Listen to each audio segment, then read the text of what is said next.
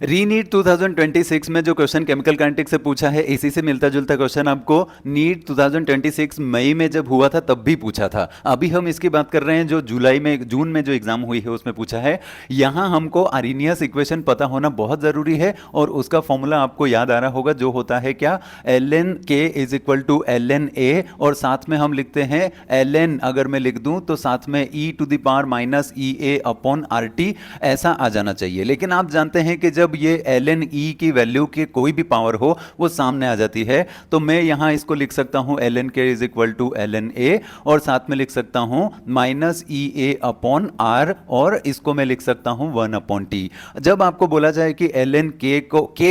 को मैं लिख सकता हूं e की पावर 2, तो यहां लिखेंगे ln e की पावर 2, ln a हमारा हो जाएगा यहां से माइनस, और ये ई ए अपॉन में आर, और इनटू में 1/t हो जाएगा। जब आप ये कहते हैं कि 2 सामने आता है, जो भी पावर होती सामने आती है, तो ln e हो गया 1, 2 सामने आ गया। ln a बेटा यहां से स्लोप बन रहा है, आप चाहो तो इस फॉर्मूला को ऐसे लिखो, y is equal to m, और ये हो गया x, और ये हो गया c। ये c होता है इंटरसेप्ट, इंटरसेप्ट हमको दिया है 0 से 6, यानी ln a की वैल्यू आ जाएगी 6, और माइनस में ई ए, एक्टिवेशन एनर्जी बेटा आपको यहां कहीं दी है, जो है क्या, 6.6 किलो जूल। अगर मैं यहां रख दूं 6.64 किलो जूल, और अपॉन में रख दूं आर की वैल्यू जो हमको दे रखी है 8.3, तो मैं रखता हूं 8.3, और इनटू में 1 अपॉन टी, तो मुझे रखना है कहां, एक्स एक्सिस पर, जो कि उसने यहां रख दिया है। ln के रख दिया है वाई एक्सिस पर, तो आपको यहां से निकालना है 1 अपॉन टी की वैल्यू, नहीं टी निकालना है। अब जब मैं इस पूरी वैल्यू को इक्वल के इधर लाऊंगा तो ये हो जाएगा 6.64, अपॉन में हो जाएगा 8.3,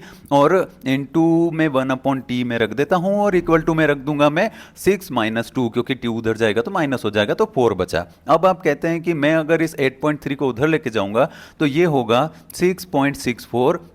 अपॉन में टी, और इक्वल टू में 8 इंटू 3 करें 24 समथिंग आता है, 8 इंटू 4 करें 32 समथिंग आता है। मैं लगभग इसको 33 मान लेता हूं, क्योंकि पॉइंट में वैल्यू है ज़्यादा है। जब ये टी उधर जाएगा तो 33 इधर आ जाएगा, यानी यहां से हम करें कितना, 6.64, और अपॉन में एक चीज़ मैं यहां पे मेंशन करना भूल गया, जो है क्या, आर को किलो जूल में कन्वर्ट करना पड़ेगा, यानी ये जूल में है तो किलो जूल में करने के लिए 1000 को ऊपर लेके जाएंगे तो मल्टीप्लाई होगा, तो इसको मैं डायरेक्ट लिखता हूं कितना, 66400, ऐसा मैं लिख दूंगा, नहीं सिंगल जीरो, क्योंकि यहां 2 डिजिट है तो फिर पॉइंट हटा दूंगा, मतलब यहां पे सिंगल जीरो रहेगा। तो ये बचा मेरा 6640, अपॉन में रह जाएगा 33, और टेम्परेचर मुझे पूछा ही था क्वेश्चन में, तो मेरा आ जाना चाहिए क्या, 200 समथिंग। इसको आप सॉल्व करेंगे, ये आपका आंसर है। Thank you.